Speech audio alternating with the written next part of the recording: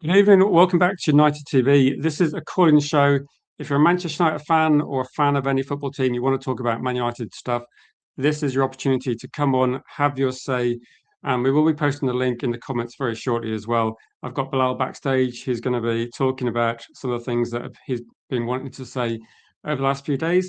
And I'll just go a few comments as well. If you're new to the channel, we will be quite interactive. So if you've got comments, questions, anything you want to cover as well, please get them in the live chat and we will go through them as well. And just to go through some of the stories that we've been hearing, there's a lot of stories about Tchouameni that have been trending a lot over the last 48 hours. A lot of stories saying that Man United will be ready to make a move if Tchouameni's available, if Tchouameni wants to come. Lots of ifs in that one. Also, Man United are ready to make an offer for Alex Scott. Supposedly, we'll have to see what happens. Again, all I'm saying is there's a lot of news, a lot of stories, and myself and a lot of people I know are starting to get a little bit annoyed with some of the stories because we see a lot of stories, we read a lot, and we see very little action. So, as I said, this is going to be a forum for you to come on, have your say. If you've never joined a YouTube channel before, it's absolutely fine. Say what you think, say what you want to talk about, and we can cover that as well. I will be going through the live chat as well. But big up to you, Danny, as well. Big up to you, Mickey. And yeah, very unlucky. Egypt looked like they could beat Argentina, but they couldn't beat VAR. So unlucky Egypt. I was hoping that they would win that game, but no, it's been a bit frustrating one, a bit frustrating one. And so we've been ready to make a bid for Alex Scott for a month now, says Yarley. Yeah, we're apparently ready before the transfer window opened. The transfer window has been open, what, a month? And we've seen Spurs have signed 6 players and Manchester United are ready to make an offer. This is ridiculous, isn't it? Absolutely ridiculous. But you're not going to have to listen to me rant for much longer. Guests on, and we'll post a link. I will be joined by Jules from about 25 minutes is going to be coming on as well. And as Mickey said, don't worry, guys, we bought a patch of land near Old Trafford. So, exactly, if that's just a story to distract us, if anything, it's just made fans more angry than that one. But I'm going to bring on my first caller as well. Are we only in for Scott because he wants us? I don't know. I don't know. It's a weird criteria, isn't it? But we're going to bring on Bilal to start with. So, welcome, Bilal. How are you doing? I'm kind of happy that someone's going to come on, so it's not just me moaning. How are you feeling so far? Big up, Rich. I'm just a bit frustrated with everything. Like, I was expecting 3 signings done at this stage, but we've done nothing, and it's just very annoying. Well, I was expecting the same. Honestly, I thought we are going to get one deal done quite quickly, and I thought the next two would be done quite fast. Like as soon as we got to July, I was waiting for Man United to be like, right, Alex Scott or whoever else we're going to be going for, offers in, done deal. And instead, we're seeing Spurs have just taken our list and gone, right, we'll buy these players. And I think might get Angela Stiller as well. So it's ridiculous, isn't it? It's just very annoying. Like, I saw reports saying that we're going to be the busiest club in this window, but we've done nothing. We just sat back. Like, I was What are we busy expecting doing? Fernandez Like, done. are we busy like pushing out media? Are we busy like pushing out stories saying that we're interested? Because I don't see us doing anything else at the moment. I'm getting like sick of like the journalists that are just pushing stories with Man United's name attached to it, but nothing's actually materializing. Yeah, I'm very annoyed. Like, I'm trying not to rage or anything, but inside I am raging, and like it's just really annoying. We really need midfielders. Like, we just got Mainu now, and he's the only first team player that you've got a midfielder that's available for us. But yeah, we really need to start getting a move on. Kazi says, knowing our so-called hierarchy, never count on those. I think most people didn't trust the Glazers, have never trusted the Glazers at all. And Mickey said the owners never backed us. What do people expect? Did you expect more from Ineos, Bilal? Like, are you I, disappointed by what you're seeing? like, I had a feeling they're gonna do this, but I didn't want to believe it. I wanted them to prove me wrong and get some signings done, but so far they're proving me right. They're just as incompetent as the Glazers. We seem to have gone from like spending too much money on not great signings to actually identifying good signings and then saying they're too expensive. Like you couldn't make this, you couldn't make this up, could you? Yeah, if you want to buy the best, you need to Incredible. spend money. Like, I don't get Do this you like nonsense thing. honestly, honest question, like Bilal? Do you care how much a player costs, and do you care how much they're going to get paid? Well, not at this stage now. Now that the market's inflation gone up higher up, it's like we just need to start spending now. I don't really care anymore. A question from Mickey saying, "Was our list of transfers exactly the same as everybody else?" It feels a bit like Spurs have got the same list, but they're actually buying them. So I don't know. I think most people. I would say this, that one of the things maybe with Mickey and other people, I think a lot of things are data driven these days. So most clubs are going to have access to the same information, and I think that's the problem. That we know the best players, don't we? Like it's not rocket science to go to many Elliot Anderson. They're going to be the best options on the market, and they cost the most. And It's like why am Man United not paying for them? it's just the thing that annoys me with the Anderson deal is like everyone knew he was going to City. Then why were we trying to sign him? Or were we trying to sign him at all? Was it just PR? Like I don't know. Like we should have walked away from the Anderson deal. We all knew it was not going to happen. I think people hit the wall at different times. I probably got really frustrated the day when I think I took a couple of days off to have family visiting, and all the stories I saw were pretty much Spurs just signing every target I talked about for about a month, saying that they would be a good option for Man United. Yari says the thing that's annoying him is journalists making up things with too many. And I think too many himself has said nothing, is he? He's at the World Cup trying to win it with France. I think there's almost like a battle between Spanish journalists saying Real Madrid are going to sell him if they get a good offer, too many saying nothing, and British journalists just saying it's unlikely. And I think Fabrizio just says both things if you listen to him enough times. What do you think is going to happen with too many? Like your gut feeling? Because I've said loads of times, you've seen me say it. It just feels like it's not going to happen. It just seems like too Uh, expensive, too difficult. I think this is a similar situation to Frankie de Jong. I think he's gonna sign a new deal with his club, and we're gonna be left red-faced. Yeah, United to die says he's expecting you to break a TV like Amrin. All I'd say, United to die, is that if myself or Bilal break a TV, unfortunately we've got a broken TV we've got to pay for. I don't think Amrin has to. It's like I don't rage like that. To be fair, so I'm very patient when it comes to football, but just Ineos and Glazers are just uh, I've almost just broken down. Yeah, I tend to think that on YouTube I try to be quite patient. And I think that about a week ago, I think I hit the wall with patience because people kept saying, when we lost out on Anderson, and people are going, don't worry, there's other deals. But then when Tonali goes, it's not that I want Tonali, but when Tonali goes, Matheus Fernandes Fernandez, yeah. goes, and you start seeing them, then I just think, where's this going to end? Because at the moment, if Alex Scott cost 80 million, what the hell's happening?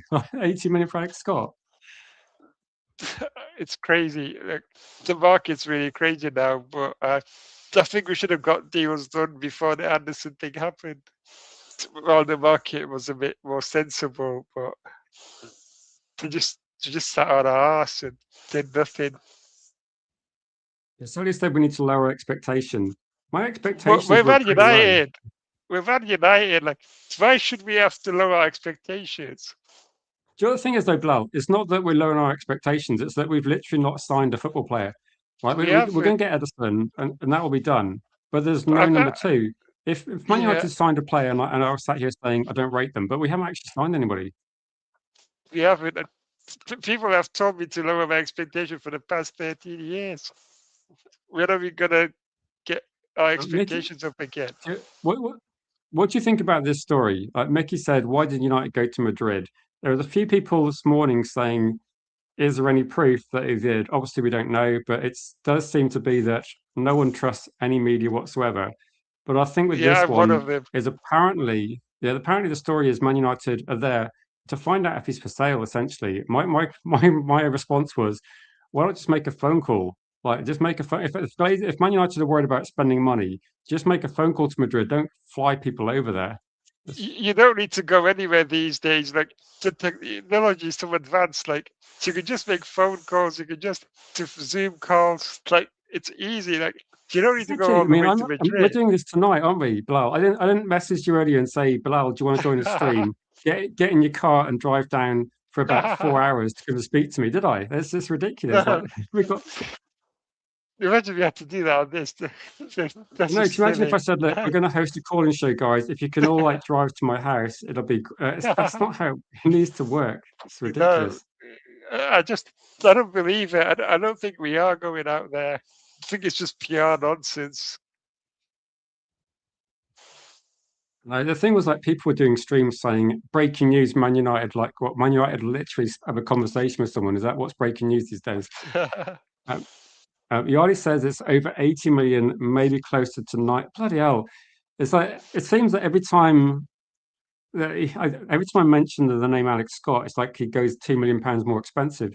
Like, what's your thoughts on Alex Scott as a valuation? Like, 80 seems high, 90 seems to be borderline like These are just insanity. silly numbers, I think. Like, he's worth between 45 to 55 million, in my opinion. Like, what's he done to be worth 80 million? Like, it just sounds silly. I don't know. I think Bournemouth would be laughing all the way to the bank if we paid £90 million for Alex Scott. But isn't Alex Scott is a good professional, but let's be realistic. £90 million for Alex Scott. I think that would be. Crazy. I've said loads of times Man United need to just sign somebody, but I think I might draw the line if it's like £90 million for Alex Scott. I'd be looking at Not when it's Buwadi, someone like Spiller. Alex Scott. Yeah. You know, I don't mind spending, but not when it's a player like Alex Scott or Andre Santos. That they're not worth that much. Like, they've done nothing to be worth that much. If I'd have said who set the so-called 85 million price tag, I would say a lot of accounts online and journalists have been saying that 100 million euros is the price they give Tchouameni. And I do agree with Curtis as well. The supply and demand. If too many is available on the market, I would be unbelievably surprised. I said this at the one on the 1 p.m. stream. If Real Madrid said, "Look, too many is available," Man United aren't just going to walk in there on their own. There's going to be loads of clubs interested. Like too many is a world class player. So to say that Man United have a free pass, then I think it will be a bidding war. But how much do you reckon he generally cost? I saw someone this afternoon, and I think actually, Too many. somebody sent me some article saying that potentially he'd be Casemiro money, like 60 million, but a very high salary. And I was thinking that doesn't make sense at all. Like 60 million would be Real Madrid making a loss, which is crazy. Yeah. How much did they buy him for? I think he got bought for about 70, I think it was £70 million, Yeah, £70 million he's not pounds, going to be 80 million available for euros. That's the 60. price. Yeah, he's not going to be available for 60 million then. At least 80 to 85 at least, at the least. Yeah. What's your thoughts? So I don't want to like obviously annoy you, Bilal, but I saw this. My reaction to this one is one of like, yeah, this is like going beyond like B and C, isn't it? Sanderberg, Tyler Adams. If that was Manchester United's transfer window, then best in class is obviously not what I would be throwing at this one. But what would be your reaction? Like, I wouldn't be happy with Adams, but I don't think Sanderberg is as bad as people make out to be. Like, I think he does well at Fulham, and he's been doing well in the World Cup. Like, I wouldn't mind him, but I'd like two more midfielders with more experience alongside him or something. I would say that for the when we were talking about Santos at Chelsea, I think Santos, Alex Scott, so you got Sanderberg as well. I think if those players are going to be bench options or players that aren't going to be guaranteed starters, I don't mind. But the worry I've got is that we'll sign a few players and think, okay, that's good. When's the big signing going to come in?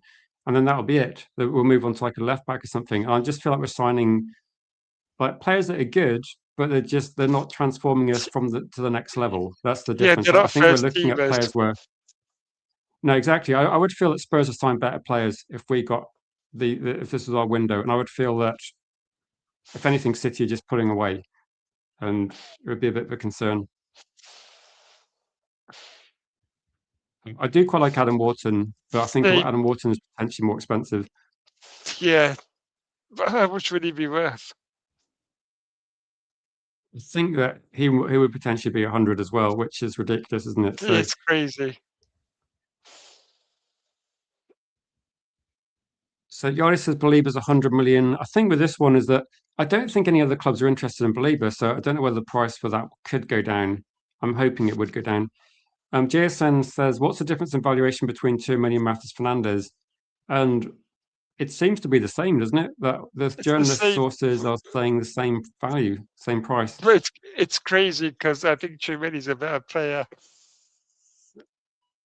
Yeah, too many should be worth way more. But that's why Yeah, I don't believe the valuation. Like if Matheus Fernandes Matheus Fernandes went for 85, I think the final salary was supposed to be about 175k. I think people said 250 at the time, but I don't think it's that. It's still a lot. it is. But the thing is that Man United pay Mason Mount to effectively like watch games of football, and if he does make a contribution, it's not. He's not a first team player really, and it He seems gets like Man paid that United much like to just run around yeah, we and could have got press. Matheus Fernandes if we wanted to. The thing that's Yeah, frustrating is that Man United offered almost the same value, but we just wanted to do it in installments more. Yannis says Berger's not going away, by the way. Big chance he'll be wearing United red. yeah, I So wouldn't mind that'll that. be Just divisive, I yeah, think. not as the first team player though. We really need I better know. players. I know somebody wanted him 5 years ago, and to be honest, 5 years ago, I think we could have got a really cheap deal, and it would have been a Yeah, useful player. How much would you pay for Berg out of interest? Because I think Fulham paid 25. The questions I've got is, are we going to be spending too much money on him? I actually think he's improved that Fulham. So I think if you were 35 to 40, in my opinion, that's how much I would pay. Is there anything you want to talk about? Because obviously this is like for people that watch, just to come on No, and have your it's say. So if you got anyone else waiting, then I could go. now we've got Jules coming on in a second. But have you got anything you want I to say can wait before you for head off? now. No, I think I've said what I wanted to. Like, I just hope by next week we get some deals done, or by the end of this week. It's just very annoying that we don't seem to be doing anything at all. Yeah. What do you think will happen? Quick, this is the last question before we get Jules on. What do you think will happen if Tchouameni is genuinely available? Because Man United will have to go and go aggressively to get him. Someone in the comments, I don't know who it was now, said Liverpool might be interested, which obviously would be a bit of a nightmare. Yeah, but so if he's available, I think we just might get him. But I don't think he's interested in us. I just think he's going to sign a new deal. I think he'll stay at Real. Yeah, I said the same thing. I don't think we're seeing actually anything coming from Tchouameni at all. Like he's not talking about it, so it seems to be a competition between journalists trying to stoke up interest. And I don't know what's going to happen regarding this one. But Jim says reports Liverpool have made contact with Tchouameni. I don't know whether it's the same quality of sources we're saying from Man United, but again, I think Tchouameni, if he did become available, would Danny says he thinks Tchouameni is cheaper because of his high salary and age. I don't know. Tonali was 100 million and he's the same age as Tchouameni. Yeah, I think Tonali, if Tonali's 100 million, then I think Tchouameni's got to be more. But who knows? But Bilal, thank you for calling in. Always good to have a thanks for chat. having me. Hopefully we'll do one in a few days' time, and maybe there's something we can talk about. Something's happened, Yeah, possibly. I really hope something gets done. So do I. So do I, Bilal. Take it easy, mate. All right, thanks. Bye. Danny B, if you think he's cheaper, then as soon as Man United are interested, he's going to have Man United tax on that as well, I'm sure. Big Dog says, I can see Ineos not completing the Edison deal to save money and only going for Tchouameni and Alex Scott. God, that would be ridiculous. That would be genuinely taking the piss if we did that to Edison. Welcome, Jules. How are you feeling? I'm okay, thanks, Rich. Growing a bit tired of our lack of inactivity, to be honest, but yeah, enjoying the World Cup anyway. No, I've hit the wall a bit yesterday because I stayed up and watched the England game, and then I was on quite a high. I felt really awake after the match. When I was watching the match, and it was half time, I was kind of falling asleep, and then the last 20 minutes, I think it was so tense. I was kind of like woke up. I think it was like adrenaline, and then I was just like, no, I need to go to sleep. I just couldn't sleep for ages. Yeah, But I was. if you struggle sleeping, like you could just like look at podcasts of this transfer window, and it's literally struggling to get stuff. What do you think about this? I think if Man United messed about Edison is a cheap deal. I can't see us not doing that. To be honest, it would make no sense. Yeah, well, what I've been reading today, United wanted to get a second part of the medical over the line. There was something that they wanted to check. So I think hence the delay while he's been out of the World Cup. But now Brazil are out. I think that's going to be concluded quite quickly. I know there was some like scaremongering reports, probably going back about a week now, where people were speculating that the transfer might collapse or something like that. I don't see that happening. I think it's going to go through. It's just dotting the I's and crossing the T's, I think. What do you make about the Alex Scott situation? Like Man United are supposedly interested enough to make an offer, and at the moment, Alex Scott doesn't sign a new contract, and Bournemouth. I think Bournemouth. Apparently, someone in the chat said that Bournemouth pay him about 40k a week. I think Bournemouth will be doing exactly what they did with Semenyo. They'll give him a massive pay rise to try and put him on a 5-year contract to then essentially get a big transfer fee for him. So it's going to be exactly like Semenyo's situation if Bournemouth get their way. I think Man United, if they want to get this deal done, just put in a sensible offer. Yeah, we've seen it down the years, like you said, Semenyo. You go back to Callum Wilson. There's numerous others. Bournemouth are a selling club. They're a stepping stone in the food chain. United are somewhere near the top. Bournemouth are somewhere in the middle. So I think players that go there, they've got an expectation that they'll give them their years of service and be loyal to the club until such point as it becomes financially sensible for Bournemouth to cash in, and also sensible for the player to move on and up in their career. So I think Alex Scott is going to go somewhere at the end of the season, or sorry, should I say at the beginning of this season. I think he'll go somewhere. Whether that's Arsenal or United, I'm not sure. Seem to be the two front runners, but based on the lack of movement for our other three targets, Anderson, Fernandez, and whoever the other one was, name's gone. But yeah, I think Scott's probably the most likely now of the ones we've been speaking about over the last week or two. I think there is genuine interest from United. That's what it seems. It's just whether we can outprice Arsenal for his signature, I think. It makes you think that why don't Man United just make an offer earlier in the transfer window, because prices don't come down. It's the same every single season, isn't it? The same. I get a bit frustrated saying the same thing over and over again. You look at it and then go, right, make an offer, make them question whether it's worth selling. And we've just seen, like, I think as soon as Anderson went for the price he did, and as soon as Fernandez, as soon as Spurs started throwing money around, I think now Alex Scott is going to cost more. Just to say to Rudy, yeah, G Wolf is rested today. He's got a bad throat. I think he's obviously been up very late at night streaming football watch-alongs. I think G Wolf might have hit the wall a little bit. It happens to us all at different times. I think a few people have hit the wall with Man United. Cake says, how are we supposed to win the league by 2028? Actually, no, apparently we're supposed to win the league. Yeah, how exactly are we going to do that without signing players? Well, yeah, I mean, unless you're talking like Leicester, which I think you mentioned on your stream earlier, Rich, we've got to put some money into the first team. And at the minute, then they're not buying anyone. So yeah, it seems a long way away at the minute, but you just got to trust It's like a trivia question, isn't it? It's like which club in Premier League history has won the league without spending a lot of money? It's only Leicester, the team that's done it. And Man City are doing exactly what Man United did for decades. Like you buy the best players, you keep strengthening, you buy the next generation of quality. Big up to you, Matty. And big up to you, Stu. Stu says Ineos are clueless. And what do you think regarding Ineos at the moment? Like, I did get a request to have an Ineos out emoji in the chat, so I do have one of those, and I think that kind of illustrates what people are thinking at the moment.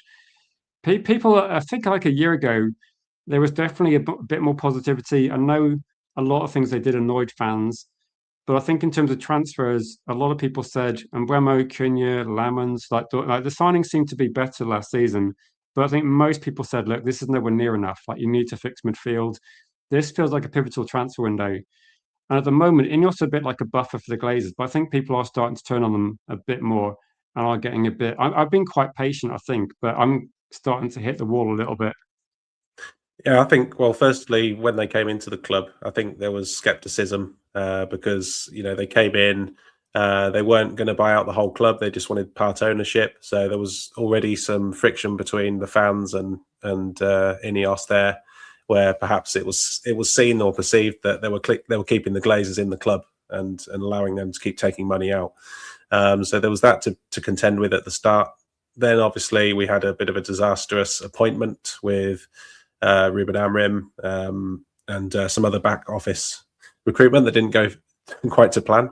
But since then, they did produce a decent summer last summer. They got 4 transfers in. I think maybe we probably wanted 1 or 2 extras, but I think we've seen that the 4 they did bring in were actually proved to be good signings. So there was some goodwill shown there, I think. But yeah, again, it didn't take long for the confidence to erode amongst the fan base when you see the likes of Tottenham going for players like Fernandes, who was apparently one of our 2 major targets in the midfield area.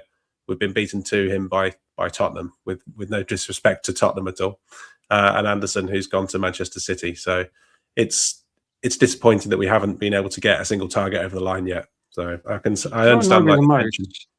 But I remember the day before Spurs signed Matheus Fernandes, I was doing the stream saying, I can't think of a reason why you'd sign for Spurs and not Man United.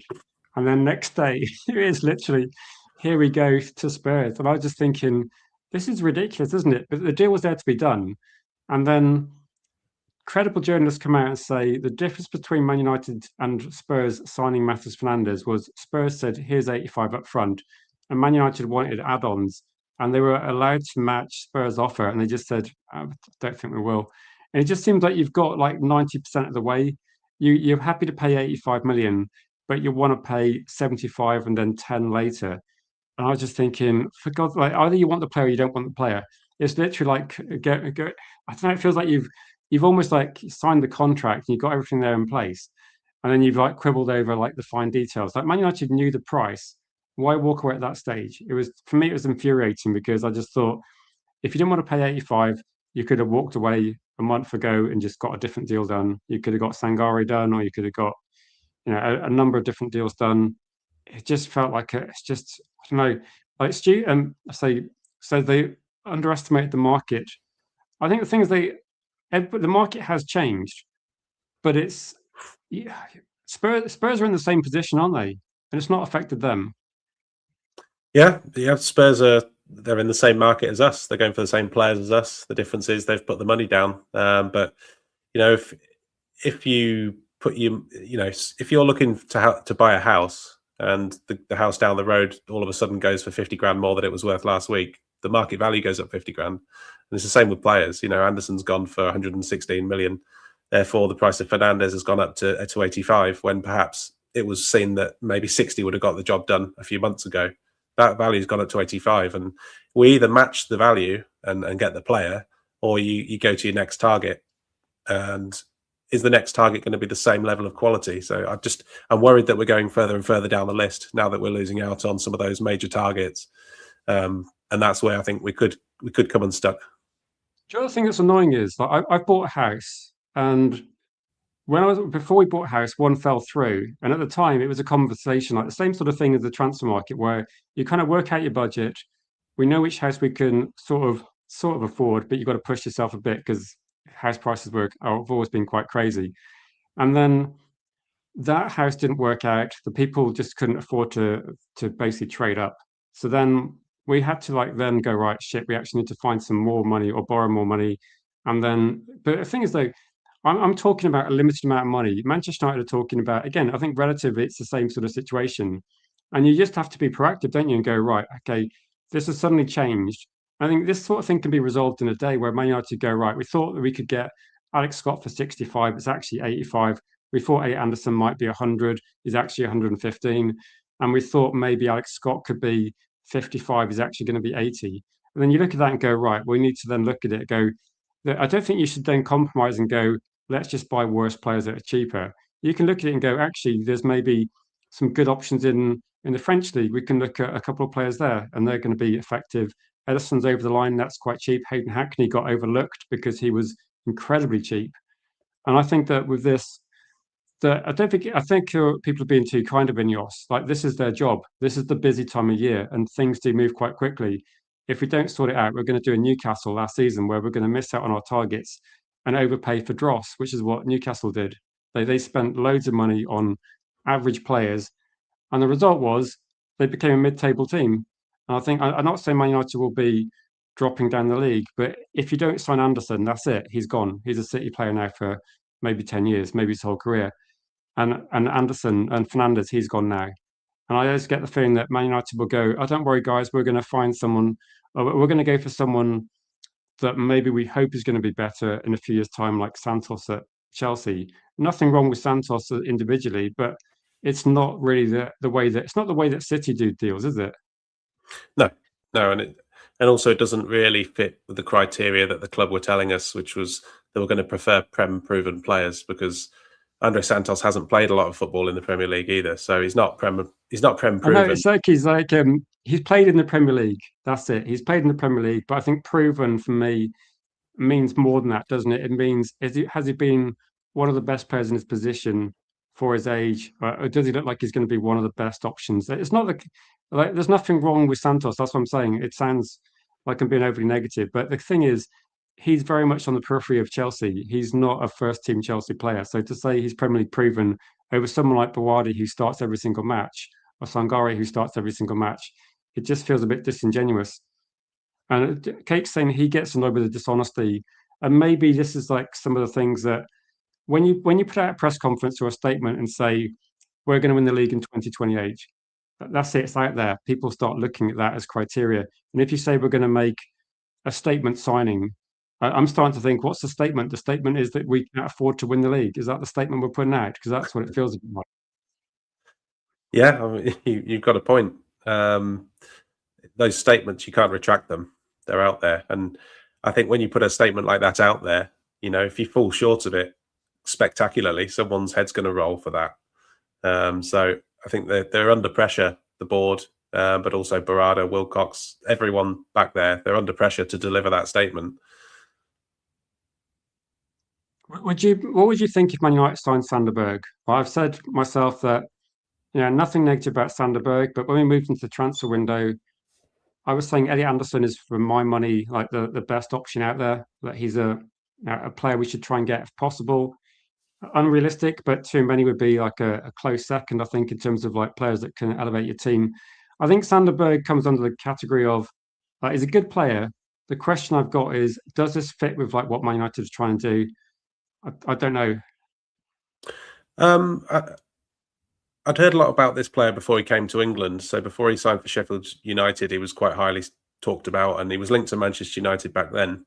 Obviously, he's had spells at Sheffield United and Fulham. I think he's a good player. He's unflappable.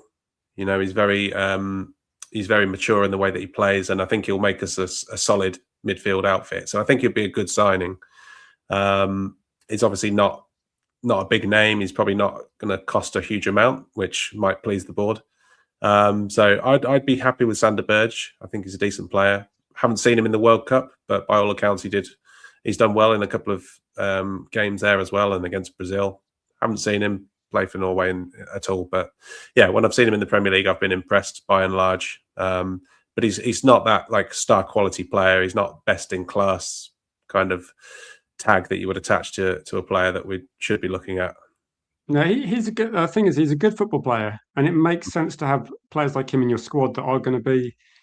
He is someone that does tick the box of like Premier League proven. He's solid, like he's dependable. He's obviously going to bring a lot of experience.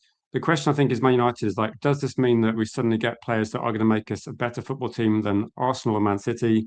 And I think it depends. Like if he's going to be on the bench next to Edison and Manchester United have a better option as the first team player, then yeah, you could look at it that way.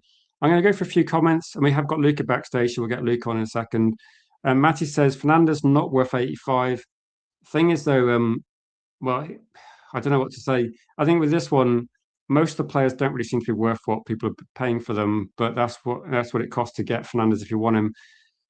Agents, Matty says he thinks that Tchouameni is available and we're going to go all in on him.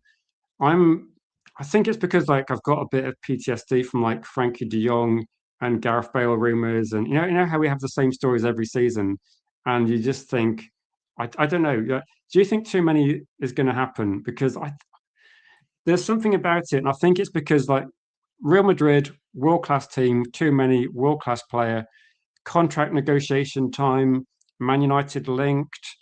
Jose Mourinho joins Madrid. He loves someone like Tchouameni. It's like Claude Makelele at Chelsea. I just can't. It doesn't for me. It's like 2 and 2 doesn't equal 7. I can't see how Man United get Tchouameni. I'm skeptical of it for the reasons you mentioned. I want us to get him, but I just can't bring myself to think it's plausible. I don't know. Yeah, the only way I can see it happening is if Real Madrid have got an upgrade lined up. I think Tchouameni's form over the last 18 months has been up and down by all accounts. I think he had a good second half of the season this season, but yeah, I think it's going to be based on whether Real Madrid want to keep him or whether they need to fund future activity in the window. So, in which case, do we want a player that's been forced out of Real Madrid? Are we going to get someone who actually wants to come to United, that's invested in the project, or is he just coming to us because Real Madrid don't want him? Yeah, that'd be the question, wouldn't it? Because I can't really think of a situation where Tchouameni's thinking, right, let's lift the World Cup, and then I need to get out of Madrid before they win and like another. Because I think Mourinho's going to win things with Real Madrid. He does it everywhere he goes.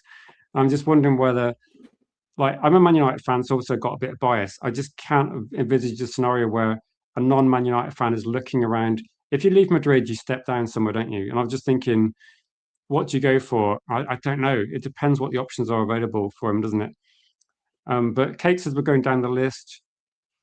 Matty says Edison's a very astute signing as well. He's good value, Edison. But do you want to share what you heard about Edison from some Brazil fans? I did quote you, but you know a couple of Brazilian fans. You heard someone say it's not ideal, but yeah, I spoke to. So there's a couple of Brazilians at the school that I'm friendly with, and yeah, the one that I spoke to yesterday at Sports Day, he was talking about Edison. He watches Brazil and all their international matches, and he's been watching in the World Cup when he's had the few minutes on the pitch that he has.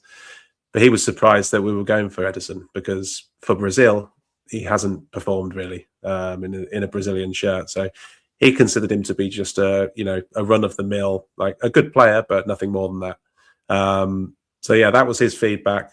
I mean, I've seen him only at club level. I haven't really seen him for Brazil.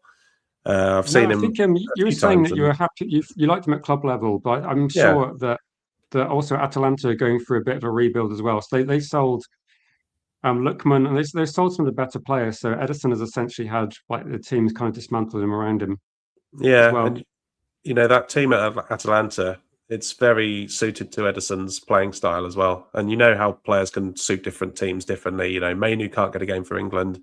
Yeah, he's excellent for Man United, and Maguire can't get a game for England, but he's excellent for Man United, and so on. So exactly. When people say that Edison can't play for Brazil, I just think, well, Tchouameni is doing okay at Man United. He's not in the team, and Lewis Hall is not a bad football player. He can't get in the team. Yeah. So I'll go for a couple of comments, then we'll get Luca on. Pulp says if Spurs paid cash up front, we couldn't have matched it. And I think, honestly, I think he chose the biggest offer, Pulp. I think that's what people. And to be honest, like Fabrizio got that one right. He said, whoever pays the most money gets Matheus Fernandes, and Spurs paid the most money. Stu is right as well, says they got 10 months to plan a backup plan. The thing is, though, if you're going to sign, if I was Man United and I said, like, our top target's going to be Elliot Anderson, you'd honestly have to have a backup plan, wouldn't you? Because you couldn't go into transfer window saying, look, this is the player we're going to sign. If we don't get him, our backup plan is just to not sign a player, is it? You've got to have a backup plan. Well, we're supposed to have a short list of players that we've done our homework on. We've sought out all the data on them, the scouting reports we've spoken to, people that have worked with him in the past. So we're supposed to have done this due diligence. And if that's true, then I don't see us all of a sudden pivoting to players that are just cropping up now that we've never been linked with before. Unless the club have done a really good job of keeping them quiet, it just seems very odd, and that's a worry if we're deviating from the plan or the shortlist that we've made. Yeah, Belieber, Sanderberg. It seems that I think Man United comment people have got. So Newsman said we needed Tonali, and we're going to bring on Luca, who is actually an Italian fan as well. Luca, what are you thinking in terms of like some of the players Man United haven't signed, like Tonali, Matheus Fernandes? Do you think there's like still good value options in the transfer market, or do you think Man United are going to have to accept they're going to have to spend big money? Because again, there's going to be targets that we have to fight against other clubs for, and we're running out of targets. I think for me, look, of course, look, you don't want to be in a situation like Newcastle. Like, I'm not saying Man United are going to be in a Newcastle situation where Newcastle have now, you've seen Tonali going to Tottenham, which for me as an Arsenal fan, that's very surprising because we were looking at Tonali, of course, and that he wasn't really our target. We were just in around looking at him. But I look at Man United thinking that the names you've really gone for, like Elliot Anderson, of course, was really your main target you were going to go and get.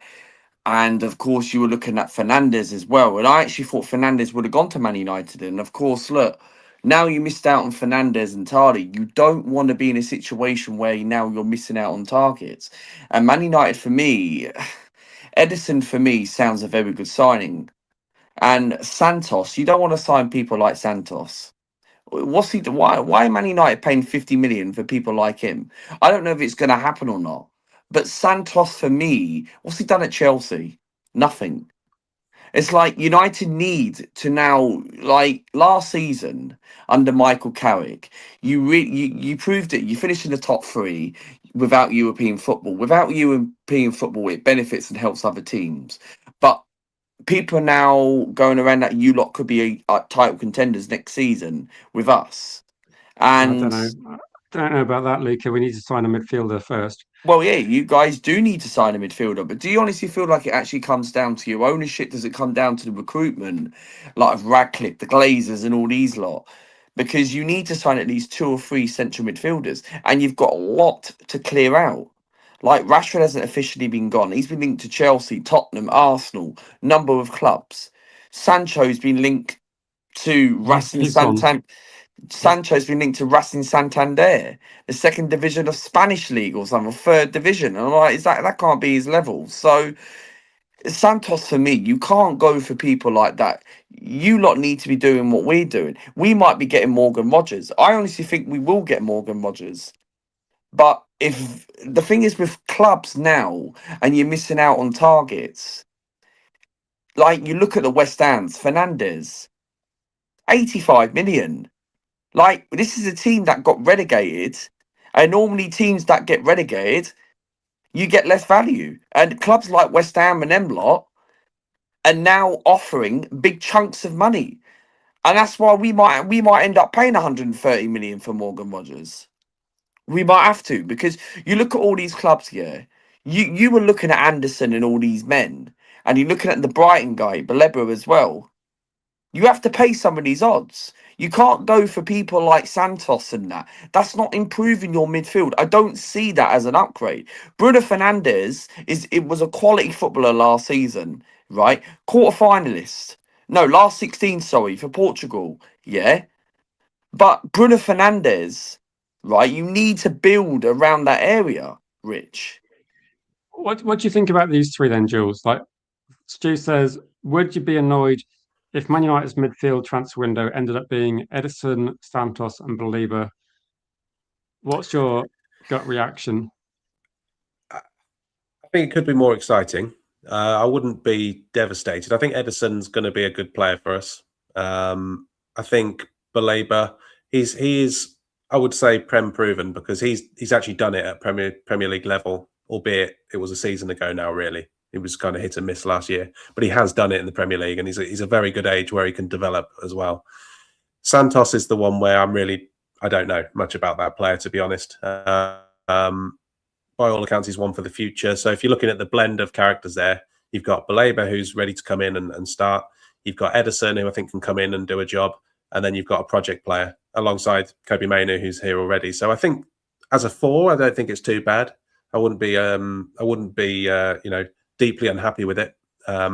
It's just a shame that we don't bring in someone of a Casemiro type level where they're kind of. I think this one is like the question, like Stu's got, is like, how is Santos 50 million? Like, if he costs, how much he costs? Like, I think he costs. Someone said he might cost slightly more than that. Maybe there's some add-ons, but yeah, what has he done at Chelsea to suddenly become? But the thing is, he hasn't done that anything value at Chelsea.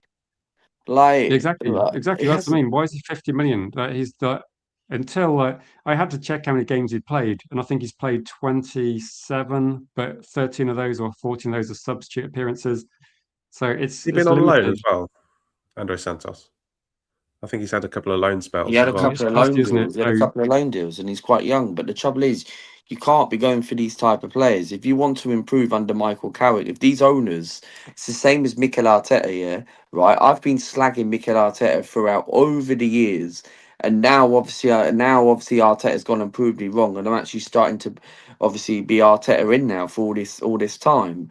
But the trouble is, you can't be going for players like that. Man United, if you want to add people around Bruno Fernandes, you've got to go for people Tchouameni. And I understand Tchouameni, a very expensive midfielder. But if Real Madrid are going to be like with Mourinho in charge, they might get rid of someone like that. You've got Champions League football. You shouldn't be attracting people like Santos.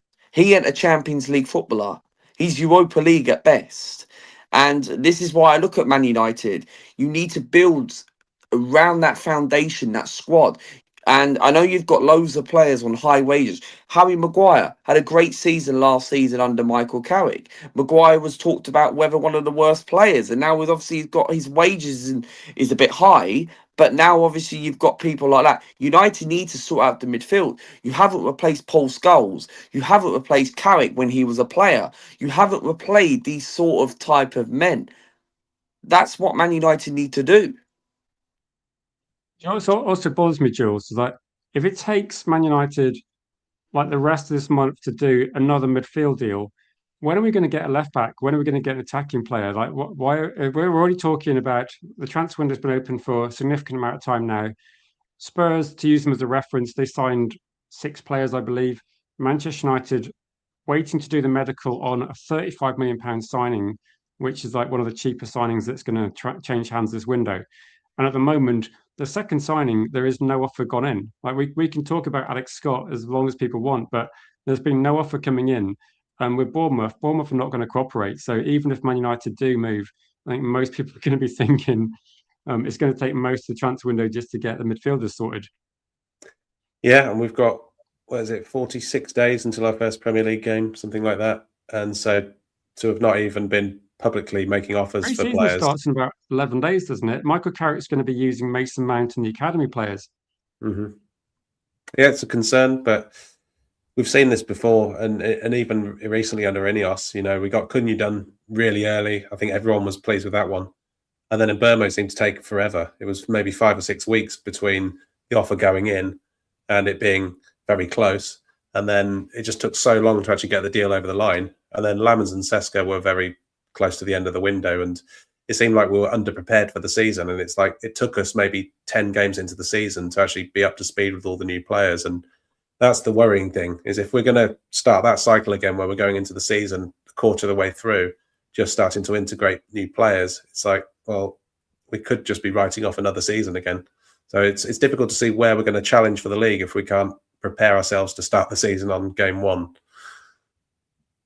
I was just thinking we're going to have 2. Holloway's the first game, then if we got Coventry, we've got like a couple of easy games. And I was thinking I can easily see Man United going into that window with whoever we signed saying actually they're not ready yet, and Man United having a squad that looks a bit underprepared. It's like, remember last season where we're going, right, where's Lammens? Right, he's not going to be ready for like 5 or 6 games. Cunha wasn't really up to speed, and Benjamin Sesko wasn't even ready to start. So it feels like we're doing the same sort of situation. So we've got Holloway, Ipswich at home. These teams, I'm sure Hull and Ipswich will already have players signed and they'll be ready for these matches. And Man United will be effectively hoping that players can get up to speed straight away, because the pre-season is going to be pretty much Fletcher plus Mason Mount, and there's no way that's going to be a credible midfield in a Premier League match. Yeah, and then you've got, you know, players that are still recovering from the World Cup. They've got to have their 2 weeks holiday before they're allowed back, even into training. So it's going to be a struggle. But you can think back as far as like Ugarte, for instance. We bought him in quite late in the window, and the manager didn't seem to fancy him straight away, and he didn't play for a few games. To be honest, he was pretty rubbish, wasn't he? But yeah, it's a club problem, and it's been a long-standing problem, and it's a worry that it's now the same under a new ownership as well.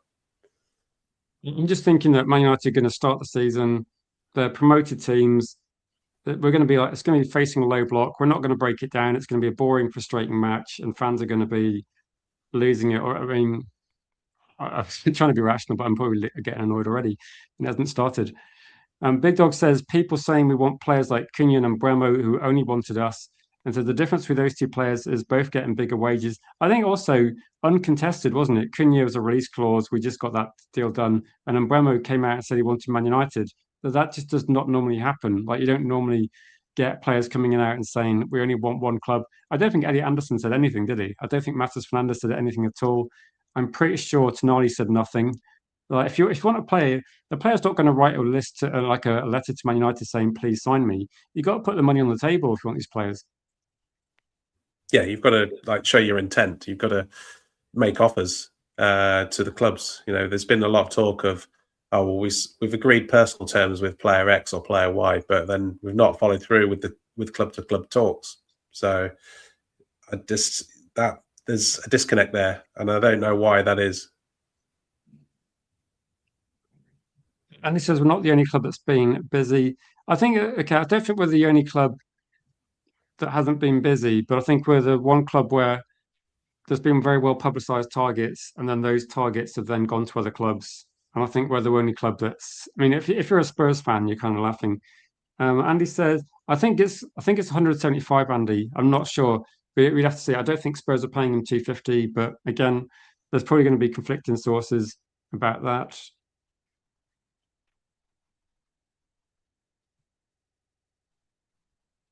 Jim says it makes you think we shouldn't have got Champions League. If we haven't got Champions League, we'd have had a better transfer window like last season.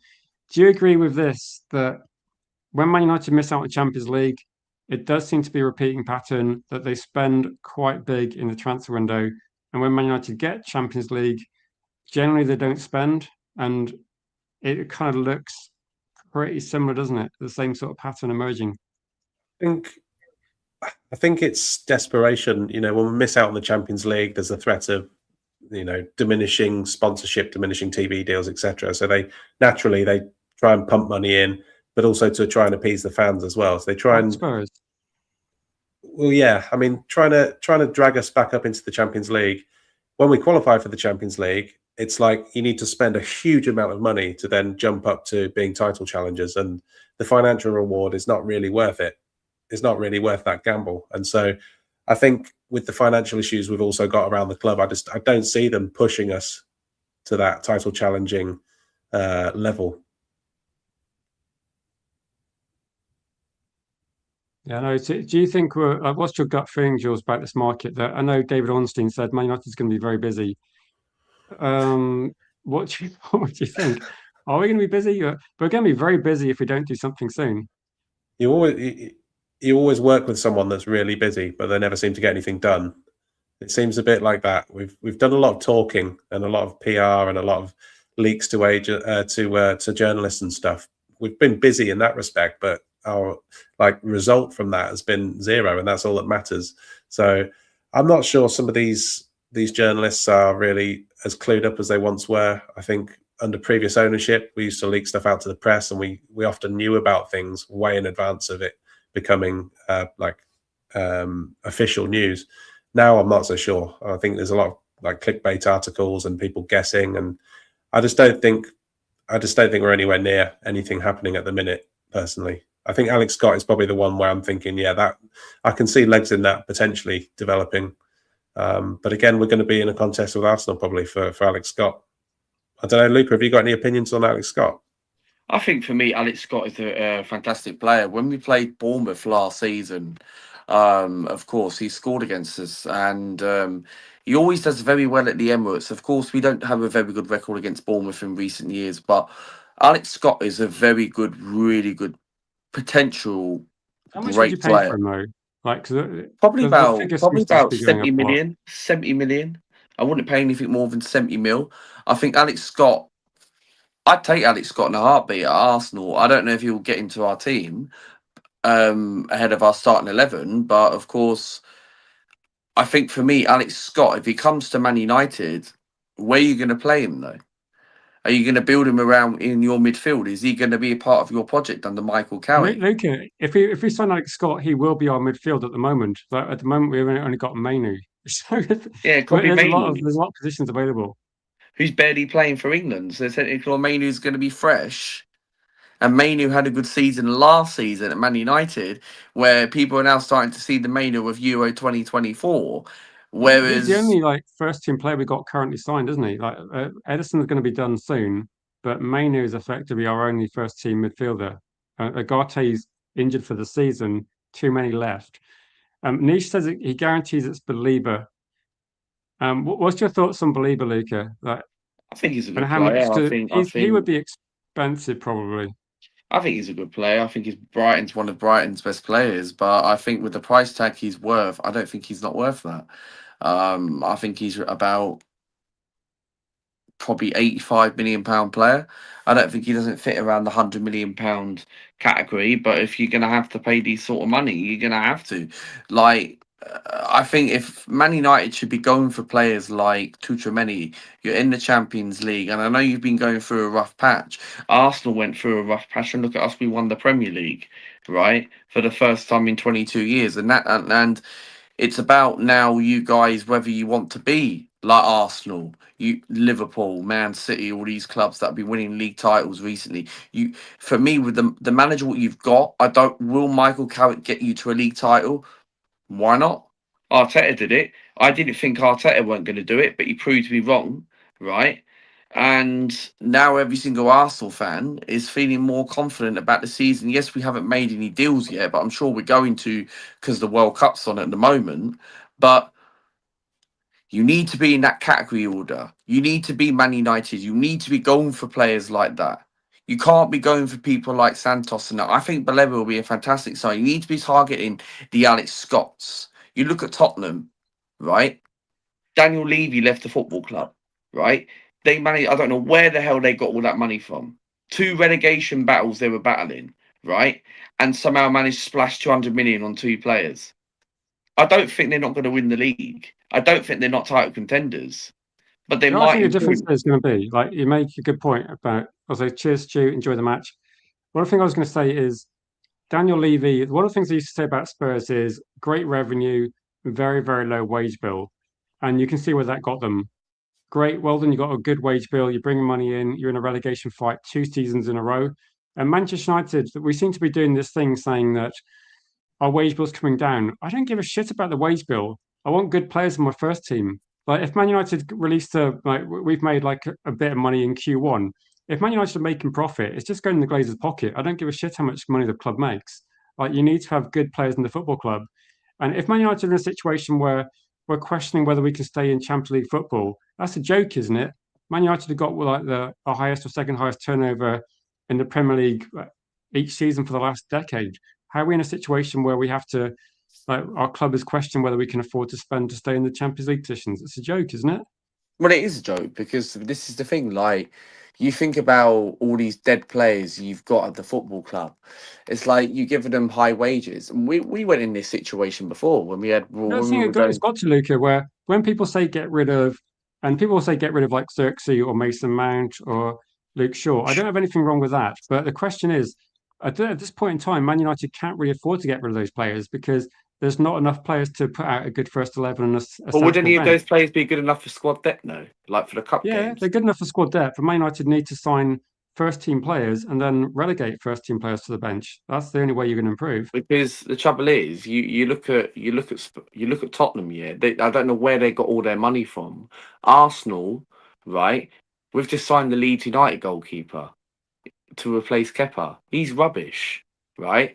And I understand he's a backup number 2, but we should be going for more experience, right? Like we signed one of the worst goalkeepers in the Premier League as a number 2, right? But I look at Man United. Getting back to where my point is that you need to be going for players like that. You need to sign the right caliber and the right profile. Like all these players, like you think about Arsenal, we had people like Ozil, 350 grand a week. Like Havertz, when we first signed Havertz, right? Yeah, he's massively improved at Arsenal, right? But he'll never be world class. But Havertz does score important goals, right? And Havertz has obviously That's had. Jules' a question. Like, Jules, I saw this comment from Berber, and he said he's at the point where something's better than nothing, and he says he takes the Bitzer. I would say Berber, be strong. Like, we can't compromise on like quality. Like, The bits it's is not good enough. no. I think he's Right. being sarcastic, but where's your line, Jules? Like, where's your like? Do you look at it and go, like, for example, do you think Alex Scott is really good enough for Manchester United like this season? Do you think Santos is like worthy of consideration? Do you think Angela Stiller, like some of these players we talked about for ages, like I know Tchouameni is like the one people want to talk about, but are you concerned that Man United might be compromising and getting average players like Mickey's saying? Because I think there is a. Can you imagine? Remember when Man United bought Rio Ferdinand? He was the best defender, possibly like certainly in the Premier League, maybe like one of the best in Europe. Wayne Rooney was the best player of his generation. And where are these players now? They're going to City. Yeah, I think we've got to be slightly realistic. We're not the team we used to be. We're not going to be able to go in for the Rio Ferdinands of this world. But I think we're still at that level where we're trying to improve the squad by buying players like Cunha and Mbermo and Sesko, probably a level down from that elite. But you're just hoping to raise the base of the team. At the minute, we're in a position where we've literally got no midfield, so we need numbers and quality. I wouldn't be going for players of Sabitzer's level, with respect to Sabitzer. I think we need to spend the money wisely. I'd rather get 2 excellent players than 3 mediocre I'm ones. seeing in the World Cup, Jules. I'm seeing in the World Cup that the World Cup's expanded, which is great for some countries, but I think in terms of quality in the group stages, it's questionable. And there's been a few teams where someone will put in a good performance, and people will say he looks good, and I'm just thinking, no, don't ever consider buying a player on the back of like 1 or 2 good World Cup games, because we've seen teams that look good in 1 or 2 games, like USA, for example, or Canada, for example. They look good in like 1 or 2 games. People go, this guy looks great. And then you fast forward like 2 games and they're completely dreadful, aren't they? And so I think that there's a lot of players being hyped up in the World Cup. And I think even the players that are playing poorly in a World Cup match, again, it depends too much. Because I would say, actually, looking at France, Rabiot actually looks quite good, but there's no way I want him in my club. Scott's got a question. Why are Madrid letting him go? Like, if I asked you this question, Jules, do you think Tchouameni leaves Real Madrid? It depends, doesn't it? I mean, we've been hearing that Real Madrid want to sell Camavinga or Tchouameni to buy someone else in midfield. So that says to me that they think they can do better. The rumor is they want to get Elise and they want to sell before they buy, and Camavinga doesn't bring in the cash. Like you're talking about 200 plus for Elise. So yeah, their president came out and made an outrageous statement, didn't he? That he wants to spend like they said he was going to spend like 200 million. Eye-watering money, and he's already bought, what is it, 6 players so far this window. I was thinking though, if you get Elise, if you're collecting the French national team, you've already got too many. You've already got Belieber. You don't get Elise, then get rid of too many. You've got to keep too many, surely. Who knows? Who knows with Real Madrid and Barcelona? I don't know. No, but I'm agreeing with. Yeah, if I was going to get someone from Real Madrid, I'd get Bellingham. I think he's different class. I think he was exceptional in the World Cup. But that's not going to happen, is it? Yeah, we missed that ship when he went to Dortmund, unfortunately. JSN says a top recruiter would, well, yeah, say that the key there is the top recruiter, isn't it, JSN? What would a mediocre recruiter do? Maybe that's what we're finding out. So the top recruiter would look at the cheaper deals regardless of how much the risk. Again, the cheaper deals are there, aren't they? Like, how many times have we mentioned? Like, again, I'm not saying that we should have got Hayden Hackney, but he cost about 20 million or something. It's like we could have bought Hayden Hackney and just kept him to loan him out and get some profit. Like, he's going to be probably 40 million pounds in a year's time. Yeah, I mean, well, even recently, like players like Semenyo, was it 60, 65? All of a sudden, that's looking really cheap. Ryan Cherky, I think you mentioned him on your stream earlier. That was about what, 24? 30, was he in the end? 20, yeah, 30, 25, 30. So there's proof and recent proof there that you don't have to spend 100 million to get a good player. I think the difference is now that Ryan Cherky would be more like 50 million in today's market if he was still at Lyon. So I think there's still going to be players out there now, wouldn't he? If Man City want to sign, I'm going to agree with Mickey. The day that Mourinho got announced as Real Madrid manager, I just said, if Mourinho didn't have Tchouameni in the club, Tchouameni would be the one person who'd want to sign. Surely he's like the most Mourinho player I've ever seen, I think. So I think you want someone to screen you back for. He's there, isn't he? So if Tchouameni leaves Real Madrid, then Mourinho's going to be as pissed off as I'm confused because it's not going to make any sense. So yeah, Edison's the cheaper one, isn't he? Yeah, and I think Edison's. I think he's a decent signing for that reason. I think he fits the kind of profile we've been missing in midfield, and B, we haven't paid over the odds for him. So I'm happy with that signing of Edison. So before we're going to be live for a little bit longer. I know we're pretty missing a game, but we'll probably wrap up in about 10 minutes or so. So if anyone wants to come on, just let me know. I'll post a link. But JSN, so what do you think about these options then? Because in my opinion, we should have already got one of these players signed. Sangari's still a Belieber. I think Belieber's the question mark where I think Belieber might be too expensive.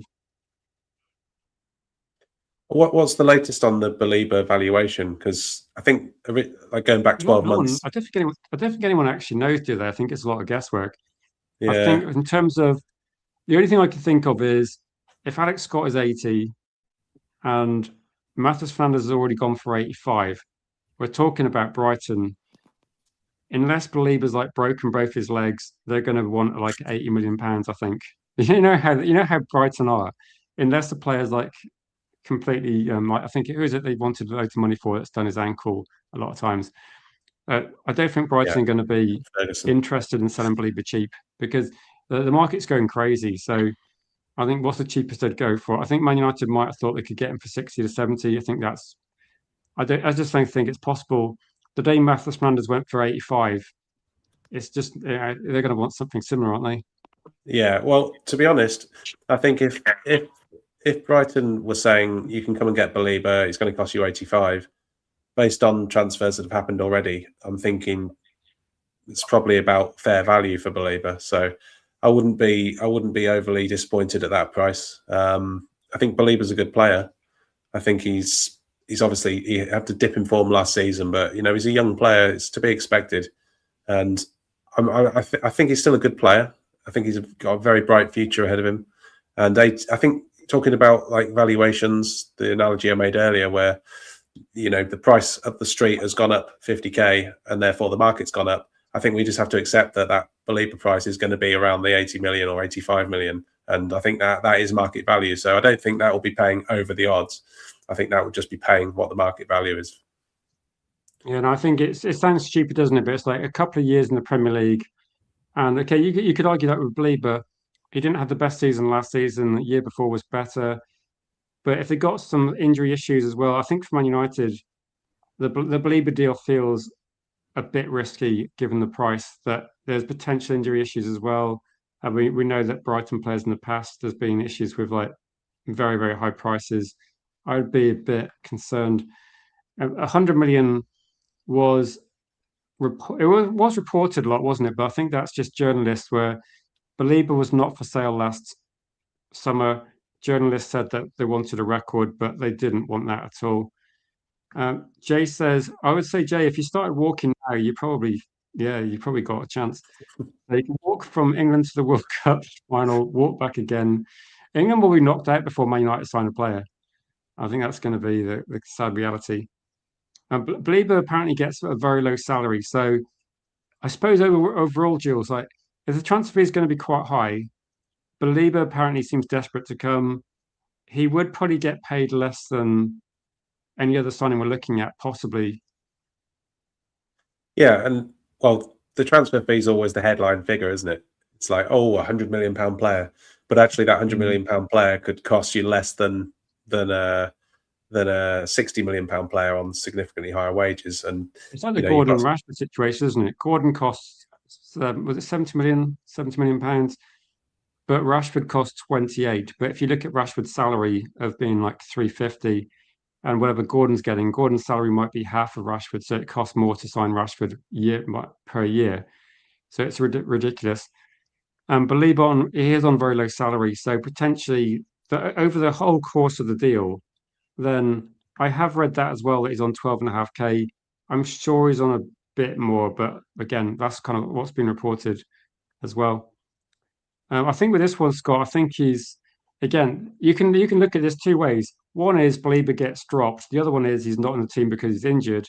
Either way, it's going to be hitting his valuation surely. Like, a good point actually. If he's going to be £80 million, why not just get him in 2 years' time like Real Madrid do? Why not just like I know it doesn't benefit us in the short term, but it would mean that maybe Man United can spend astronomically on Tchouameni. It's like Vinicius Junior. Vinicius Junior's contract expires next year. I look forward to him playing at Man United then. I think with Real Madrid, they don't mind paying the higher wages. They're quite happy to pay the higher wages and get people on a free. Whereas our board seem to want to do the opposite, where they want the low wages, but they also want the low transfer fee.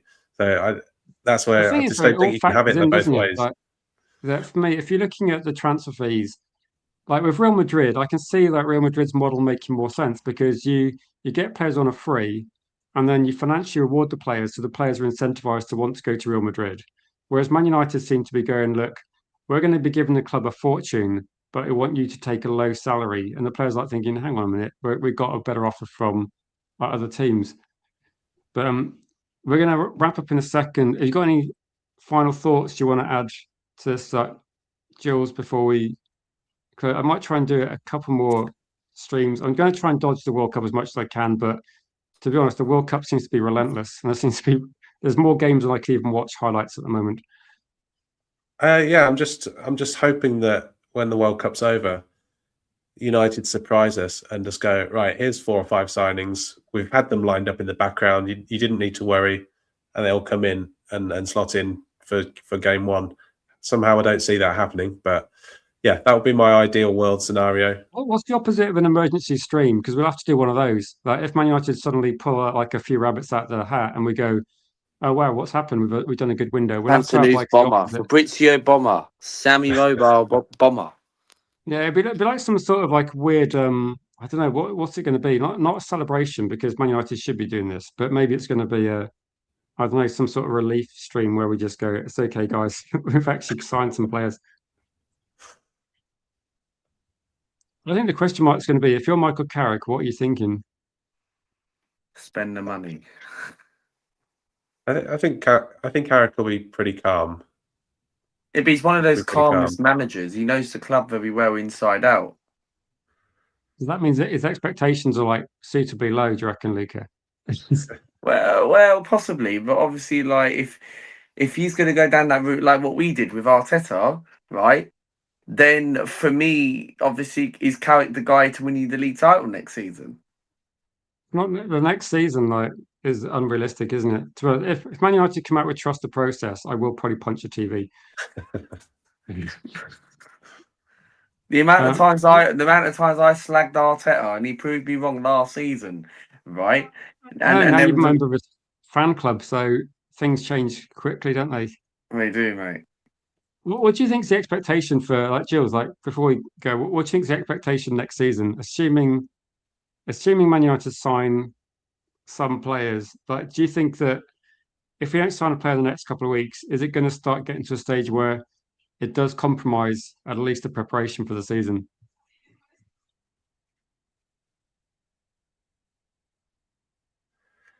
I think, yeah, You I think muted. so. I think given the fortunate, the fortunate run of the fixtures. Oh, can you hear me? Yeah, can you?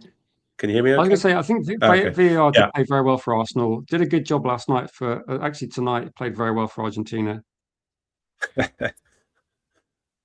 No, I think there's a few favourable fixtures at the start of the season, and I think the last thing Carrick wants is he doesn't want to drop points against some of the relegation fodder. He needs to get off to a good start, and I'm concerned that if we don't get people in early, we're going to be left with a patchwork squad in the first few weeks of the season. So, yeah, that's like worst case. I'm a bit concerned that we're going to regret saying we got an easy start to the season, and we're going to find a way of messing it up, and then we're going to be having like, I don't know, people saying, "Rich, you said we're going to be like easy start to the season." And go, "Yeah, well, I thought we'd actually sign some players."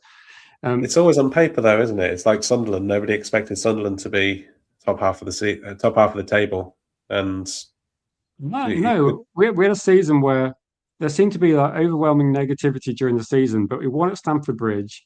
We don't often win there. We won at Anfield. We don't often win there. We won at Arsenal. We don't often win there. And we had all these kind of crazy good results, and we outplayed Man City. But in the midst of it all, after all the dust is settled, we're looking at the transfer window, going right now. Let's back Michael Carrick in the window, and it's like nothing's happened. It feels like we're in like some sort of twilight zone where I don't know. I keep thinking, who if you had to guess, Jules, who do you think is going to be our next signing?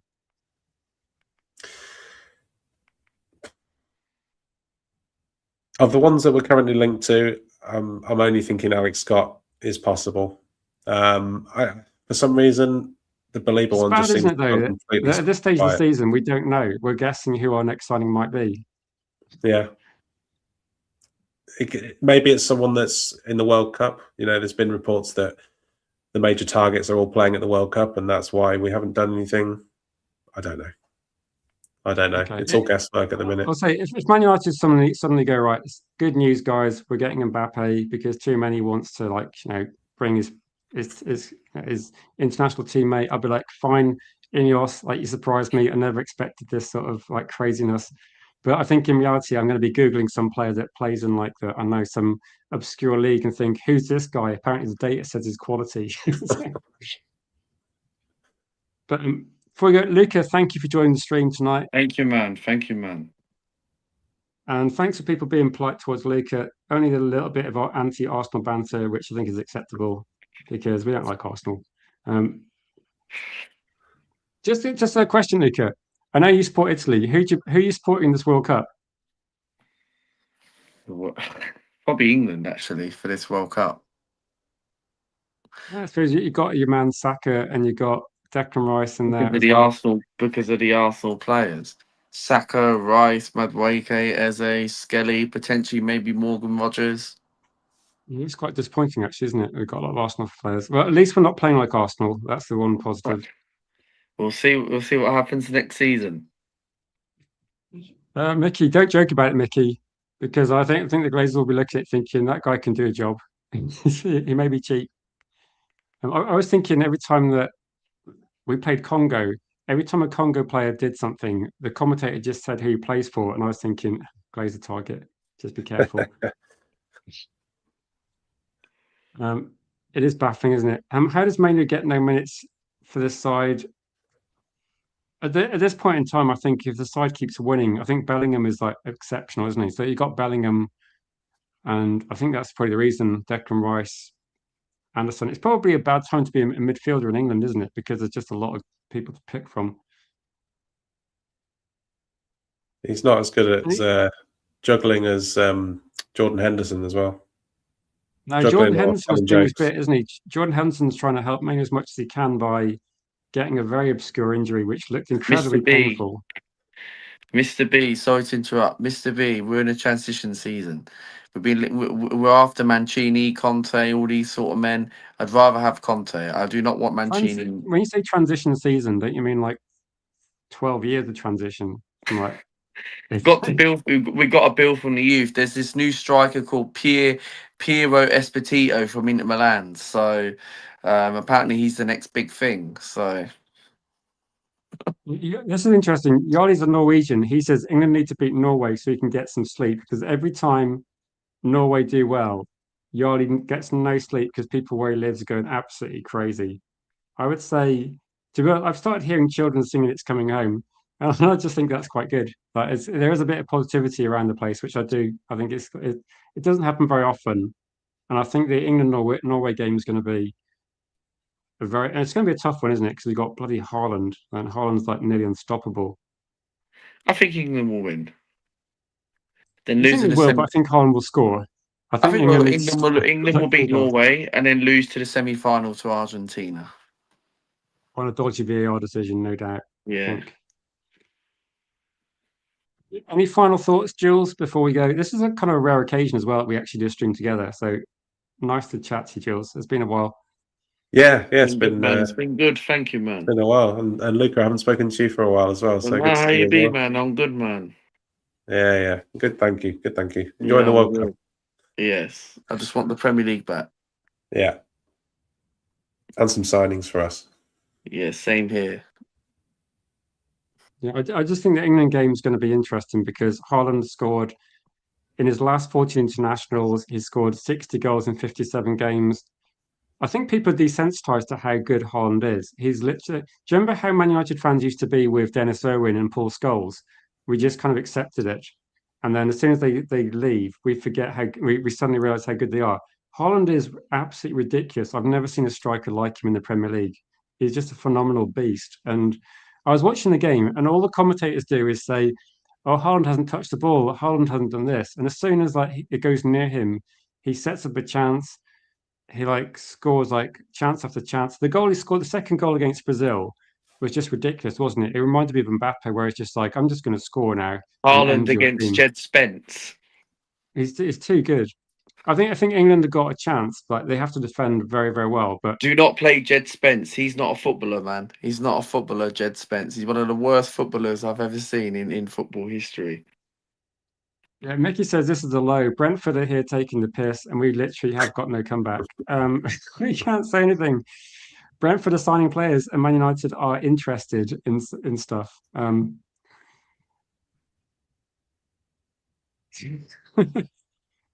I think, to be fair though, when you lose, like the game I watched, I saw the highlights this morning.